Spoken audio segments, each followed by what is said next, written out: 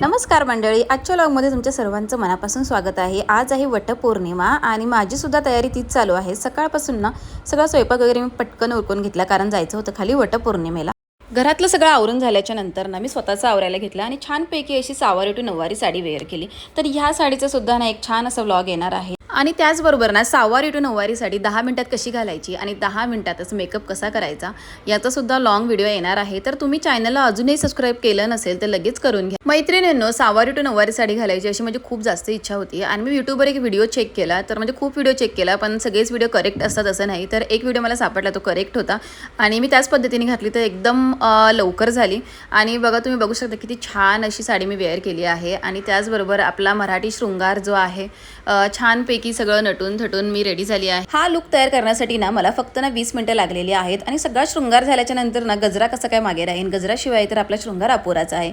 So गजरा सुद्धा लावून घेतला छानपैकी आणि तर मी पहिला असं ट्राय करत होते पण गजरा छोटा होता, त्याच्यामुळे तो राऊंडमध्ये मी त्याला कव्हर करून घेतलं आणि घरीच हेअरस्टाईल आणि मेकअप सुद्धा मी केला होता। खूप छान असा मेकअप आणि हेअरस्टाईल सुद्धा झाली होती। या संपूर्ण लुकसाठी ना मला फक्त 20 मिनिटं लागली होती आणि तुम्ही बघू शकता एकदम छान परफेक्ट साडी, हेअरस्टाईल आणि मेकअपसुद्धा झाला होता। तर याचा लवकरच एक लॉंग व्लॉग येईल हेअरस्टाईल, मेकअप आणि साडी ड्रेपिंगवर। तर चॅनलला सबस्क्राईब नक्की करून ठेवा। आणि अशा प्रकारे मी तयारी करून ठेवली होती।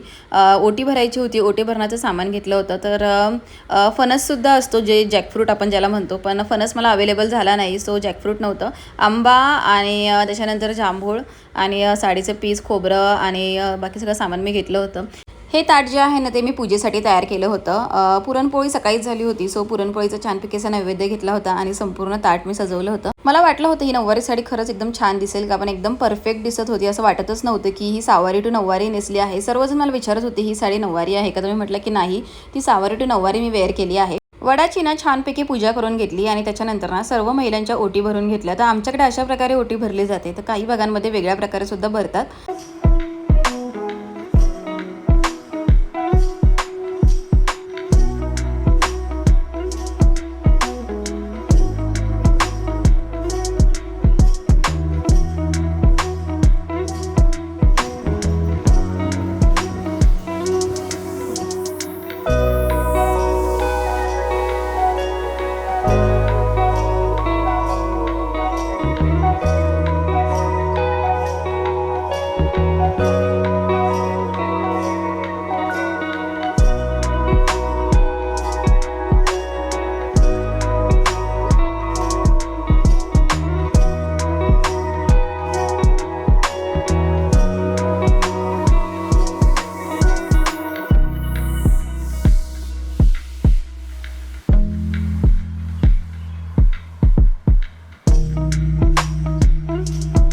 ओटी भरून झाल्याच्या नंतर ना सर्वांनी छानपैकी फोटो सेशन केलं आणि त्याच्यानंतर ना उपवास सोडला। आमच्याकडे ना वडाची पूजा करून झाली ना की लगेच उपवास सोडतात। तर काही ठिकाणी ना हा उपवास दिवसभर धरतात आणि संपूर्ण राज्यात म्हणजे संपूर्ण महाराष्ट्रामध्ये ना वटपौर्णिमा ही मोठ्या उत्साहात साजरी केली जाते।